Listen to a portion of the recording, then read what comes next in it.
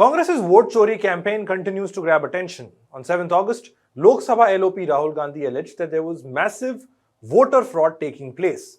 In that press conference, he claimed that over 1 lakh fake votes were created in the Mahadevpura assembly seat under the Bangalore Central Lok Sabha constituency. The seat was won by PC Mohan of the Bharatiya Janata Party.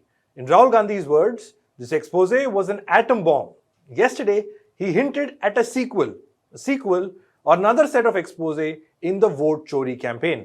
This, Rahul Gandhi said, will be even bigger, or a hydrogen bomb. के लोग अच्छी तरह सुन लीजिए भैया, atom bomb का नाम सुना आपने? सुना है एटम बम का नाम? उससे बड़ा क्या होता है? उससे बड़ा क्या होता है? एटम बम से बड़ा हाइड्रोजन बम होता है नहीं होता है? माधवपुरा में हमने एटम बम दिखाया था। बीजेपी के लोगों तैयार हो जाओ, हाइड्रोजन बम आ रहा है,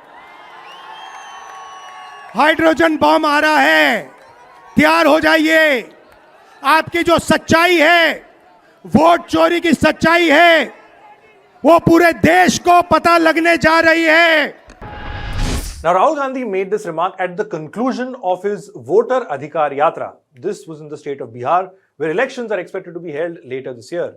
For the opposition, this yatra set the tone, it set the base for the elections, the issues, the campaign, and what to expect as far as the narrative of the opposition is concerned. For the larger India bloc, this yatra gave them another chance to project their unity. You had top leaders from other states coming in at different parts in this Voter Adhikar Yatra.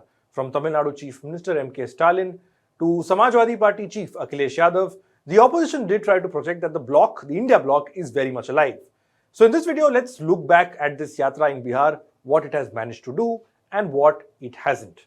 Hello and welcome, I am Shubham Chauhan. Let's get started. 1300 kilometers, 25 districts covering 110 assembly constituencies. The opposition in Bihar, mainly the Congress and the RJD, covered this ground in 2 weeks. So this yatra started on the 17th of August from Sasaram in the western part of Bihar and went all the way to Araria in the east. Yesterday, that is 1st September, this yatra culminated into a massive rally at Patna's Gandhi Maidan. Top leaders of the India Alliance were present. These included Congress President Mallikarjun Kharge, Jharkhand's Chief Minister Hemant Soren, RJD's Tejashwi Yadav, CPI-ML Liberation's Dipankar Bhattacharya, Shiv Sena UBT Sanjay Rao, TMC's Yusuf Pathan, etc. And as multiple visuals show that this was a packed house at the Gandhi Maidan in the heart of the city of Patna. Supporters of the opposition had turned up in large numbers as far as this rally, the final rally of the Voter Adhikar Yatra was concerned. Each leader spoke more or less on similar lines, that is, Vote-Chori, the Bihar Special Intensive Revision, criticizing the sitting Chief Minister of Bihar, Nitish Kumar, and the message of protecting the Indian Constitution. In fact, Mallikarjun Kharge said that the double-engine government in Bihar will not be there in 6 months and that the BJP and RSS will dump Nitish Kumar. ये double engine की सरकार 6 महीने के बाद नहीं रहेगी और ये सरकार जो नई सरकार आएगी वो गरीबों की सरकार होगी, गरीब महिलाओं की सरकार होगी, दलितों की सरकार होगी, पिछड़ों की सरकार होगी.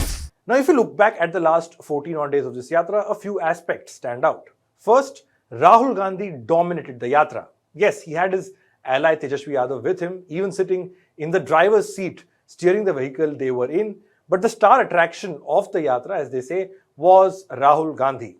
With that star attraction, people came out in large numbers. As the yatra went from one district to another, the crowd kept swelling. The streets were packed, posters were there all over, signaling mass support to the yatra and the issues that they were raising. Now, through the course of the yatra, Rahul Gandhi met with locals, including makhana cultivators and even the son of mountain man Manji. On the stage, whenever he was addressing the people, Rahul Gandhi centered his attacks around Prime Minister Modi, the RSS, Constitution, and most importantly, Vote-Chori or vote theft. The Lok Sabha LOP reiterated that the Election Commission of India was hand in glove with the BJP and that the poll body is nothing but the ruling party's puppet. Remember, the Election Commission had conducted a press conference on the day Rahul Gandhi and the opposition's yatra began in Bihar, CC Gyanesh Kumar had a clear message for Rahul Gandhi: either give an affidavit within 7 days or apologize. Of course, the CEC did not apply the same yardstick to BJP MP Anurag Thakur, who, like Rahul Gandhi, had raised allegations of discrepancies in voter rolls. However, the Lok Sabha LOP was not perturbed. In fact, he raised his pitch further as far as Vote-Chori was concerned, concluding, of course, with the hydrogen bomb comment and hyping up their next set of exposes in this campaign. So you have Vote-Chori, and then the other important issue, that is the SIR in Bihar, or the Special Intensive Revision taken out by the Election Commission. EC says they want to purify the electoral rolls. So they've undertaken this massive exercise which they completed in just 30 days. They've been going door to door, handing over enumeration forms and asking proof of citizenship from those people registered on Bihar's voter roll after 2003. And after all of this, what we have at this point is that 66 lakh people found themselves deleted from the draft voter roll. We've done a series of videos on the Bihar SIR, so you can check that out as well on our YouTube channel. The opposition has been maintaining that this is an ugly tactic by the EC. That is, this exercise is an ugly tactic by the EC to ensure that mass deletion of voters take place, and mass deletion of voters from the opposition, so as to ensure that the BJP benefits is what the opposition is claiming. Top Congress leaders, including Priyanka Gandhi Vadra, have emphasized how the right to vote was under threat, all thanks to the BJP and the Election Commission of India. Now, that was Rahul Gandhi was one bit. Let's look at the other partner in this yatra, Tejashwi Yadav, former Deputy Chief Minister of Bihar and the young leader from RJD who has a following of his own in Bihar. Now, throughout the yatra, Tejashwi's target was clear: Nitish Kumar, the sitting Chief Minister of Bihar, who was a former ally of the RJD. Tejashwi Yadav emphasized how Nitish and his government was corrupt, how Nitish was unfit to continue, and how Bihar needed change. Tejashwi also spoke about unemployment, which is a recurring theme in election campaigns and something that is still very much a cause of concern in the state of Bihar. The other bit that came through in the latter half of the yatra particularly was Tejashwi Yadav's own ambitions. Ambitions to become the Chief Minister of Bihar. He was the Deputy CM under Nitish between 2022 and 2024.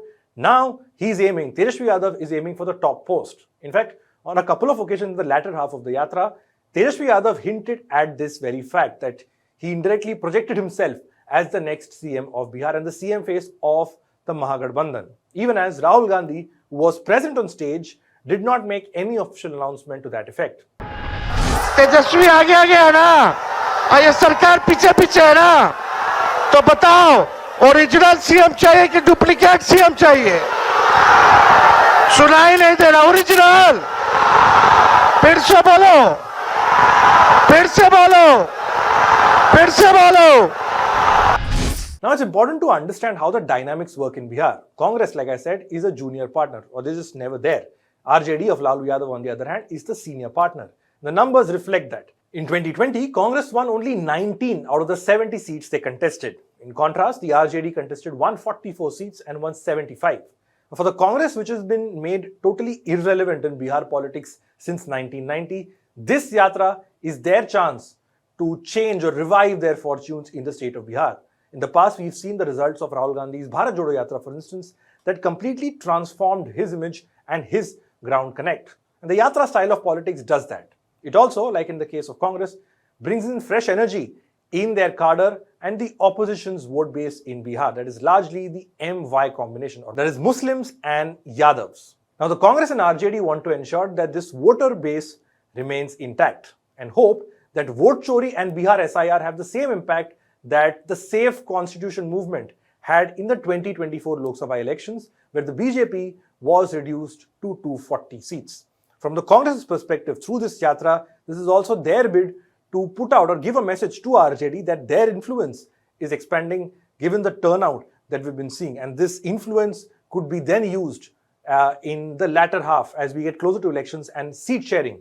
When it comes to seat sharing, the Congress would be fancying their chances to ensure that through this yatra, they convey the message to the RJD that they need more seats. The Congress needs more seats to contest. Of course, we'll see how that plays out. And of course, the big rider here is that victory is not guaranteed. No yatra guarantees victory, electoral victory. Huge crowd for a yatra automatically does not translate into electoral gains. What it does is rejuvenate your cadre and your voters. For a successful election campaign, you need much more than just a yatra.